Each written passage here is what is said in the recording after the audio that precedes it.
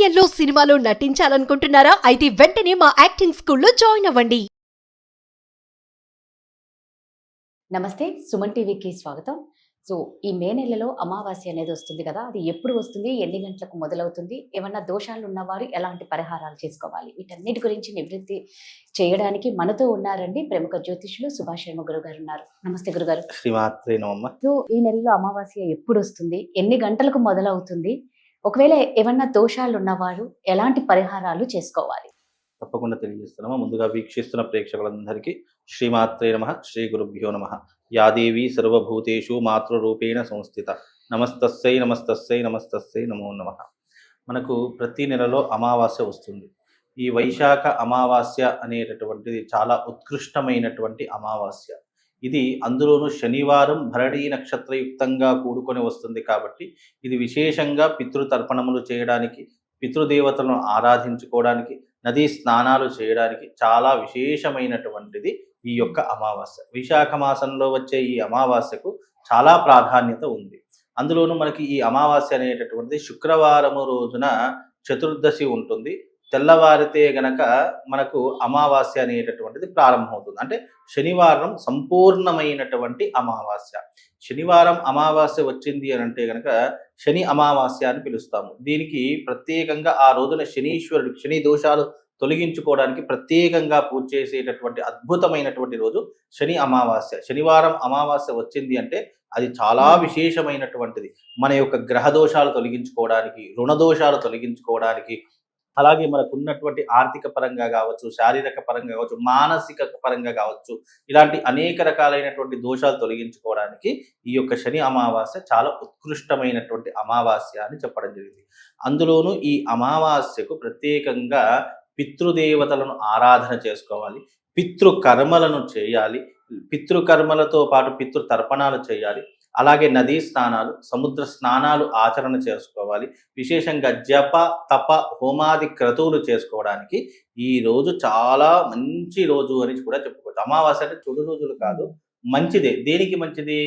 నీ యొక్క జీవన వృద్ధిని నువ్వు వృద్ధిలోకి తీసుకురావడానికి, నువ్వు నిరంతరము వృద్ధిలోకి రావడానికి, పైకి ఎదగడానికి ఈ రోజు నువ్వు ఉపయోగించుకోవచ్చు. మనకు దేవతా రుణము కంటే మనకు తీరనటువంటి పితృ రుణం. ఆ పితృ రుణాన్ని తీర్చుకోవాలంటే ఇలాంటి అమావాస్య వచ్చినప్పుడు నువ్వు పితృదేవత తర్పణాలు చేయడం నీ యొక్క విధి. నువ్వు బ్రతికి ఉన్నంత కాలము నీ పితృదేవతలకు ప్రతి అమావాస్య రోజున ఉపవాసం ఉండాలి, అలాగే తర్పణాలు చేయాలి. అలా చేయకపోతే నువ్వు పితృకర్మను అసలు తీర్చుకోలేను అని అర్థంగా వస్తూ ఉంటుంది. అలాగే దేవతా రుణము కంటే పితృరుణం చాలా విశేషమైనది. అలాగే దేవుడి యొక్క ఆశీస్సుల కంటే పితృదేవతల యొక్క ఆశీస్సులు ఇంకా చాలా విశేషమైనటువంటి. దేవత అనుగ్రహం లేకపోయినా నువ్వు కాస్తో కూస్తో ఎగ్జామ్షన్ చేసుకోకుంటావు, కానీ పితృల యొక్క అనుగ్రహం లేకపోతే నువ్వు జీవితాంతం నష్టపోవడం, కష్టపడడమే నీ జీవితంలో అలవాటైపోవడం ప్రారంభమవుతూ ఉంటుంది. అందుకే ఈ యొక్క అమావాస్య పితృదేవతలకు అంకితం చేయబడినటువంటిది అన్నారు. అలాగే చాలా మంది జీవితాల్లో అబ్నార్మల్ గా ఉన్నటువంటి వాళ్ళు కావచ్చు, ఈ బ్లాక్ మ్యాజిక్ తో చాలా సతమతమైపోయినటువంటి వాళ్ళు కావచ్చు, లేదా చేతబడులు, బాణామతులు ఇలాంటివి చేసినప్పుడు అమావాస్య పౌర్ణమిలో వాళ్ళ మీద తీవ్రమైనటువంటి ఉద్రిక్తత అనేటటువంటిది ఏర్పడుతూ ఉంటుంది. ఎందుకు అంటే అమావాస్య పౌర్ణమి రోజులో ఏమవుతుందంటే మనిషి యొక్క శరీరం అనేటటువంటిది చెడుకి ఎక్కువగా ఆధీనంలోకి వెళుతూ ఉంటుంది. అంటే మైండ్ కంట్రోలింగ్ లేదా బాడీ కంట్రోలింగ్ చేసేటటువంటి పవర్స్ మన మీద ఎవరైనా ప్రయోగం చేసినటువంటి వారికి ఎక్కువగా వాళ్ళ హ్యాండ్ ఓవర్ లో ఉంటూ ఉంటాయి. ఇప్పుడు టీవీ ఇక్కడ ఉంది, రిమోట్ ఇక్కడ ఉంది, మనం టీవీ అక్కడ ఉన్నా కానీ మనం ఎక్కడి నుంచి హ్యాండిల్ ఎలాగైతే చేస్తామో అలాగే ఎక్కడో కూర్చున్నటువంటి వ్యక్తి మనల్ని కంట్రోల్ చేసేటటువంటి శక్తులు కూడా ఈ యొక్క అమావాస్యకు ఎక్కువగా ఉంటూ ఉంటాయి. అందుకే అమావాస్య రోజున గ్రామం దాటకూడదు, లేదా మనం ఊరు దాటకూడదు అని చెప్పి అప్పట్లో మన పూర్వీకులు చెప్పేటటువంటి వాళ్ళు, తాతలు కానీ ముత్తతలు. ఎందుకంటే అమావాస్య రోజున కూడలిళ్ళ వద్ద కావచ్చు, లేదా ఊరి పెలుమేళ్లలో కావచ్చు, అనేక రకాల బలులు జరిగేటటువంటివి, లేదా దిష్టి తీసి ఈ కూడలిళ్ళ వద్ద పెట్టేటటువంటి అవకాశాలు ఎక్కువగా ఉండేవి. అందుకే అవి దాటినా లేదా అవి చూసినా మనకు నెగిటివిటీ అనేటటువంటి ఎక్కువగా సంక్రమిస్తుంది అనేటటువంటి ఉద్దేశంతో ఈ అమావాస్య రోజు ఎక్కడికి వెళ్ళకూడదు. అందుకే అమావాస్య రోజు ప్రయాణాలు చేయకూడదు అని కూడా చెప్తూ ఉంటాము.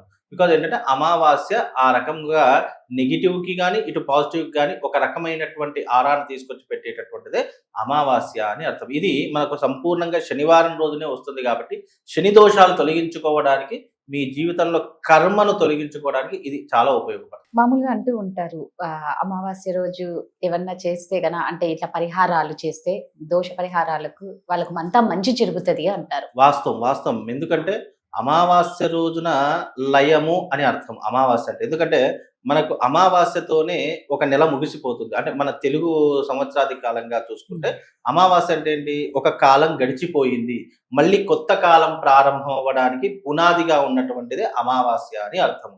అందుకే ఈ అమావాస్య అనేటటువంటిది మనలో ఉన్నటువంటి గతాన్ని కావచ్చు, మనలో ఉన్నటువంటి పాపకర్మలను కావచ్చు, మనలో ఉన్నటువంటి చెడు కావచ్చు, వాటన్నిటిని కూడా రూపమాపేటటువంటిదే అమావాస్య అని అర్థం. అందుకే అమావాస్య గతించినటువంటి దానికి స్వస్తి చెప్పి భవిష్యత్తు తరానికి పునాది వేసేటటువంటిదే అమావాస్య.